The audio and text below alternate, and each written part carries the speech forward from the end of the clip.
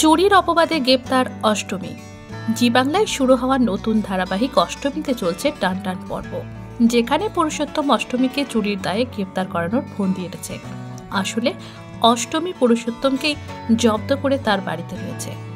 বাড়ির সকল লোককে সে আপন করে নিয়েছে। অন্যদিকে দুর্জয় ও পুরুষোত্তম মিলে অষ্টমীকে তার বাড়ি থেকে তাড়ানোর ব্যবস্থা করেছে। শুধু বাড়ি নয়, এই নবগ্রাম সেখান থেকেও তাকে তাড়ানোর ব্যবস্থা করেছে। আর তাই এবার এক ষড়যন্ত্র করেছে পুরুষোত্তম।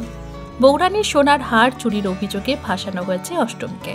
দুর্জয় অষ্টমীর ঘরে তার ব্যাগের ভেতর বৌরানীর সোনার হার লুকিয়ে রাখার ব্যবস্থা করে। পরে পুলিশ ডেকে তাকে গ্রেপ্তার করায় পুরুষোত্তম। অষ্টমী বারবার বলা সত্ত্বেও কেউ বিশ্বাস করে না তার কথা। পুলিশ গ্রেপ্তার করে অষ্টমীকে নিয়ে যায় থানায়। এবার কি হবে অষ্টমীর?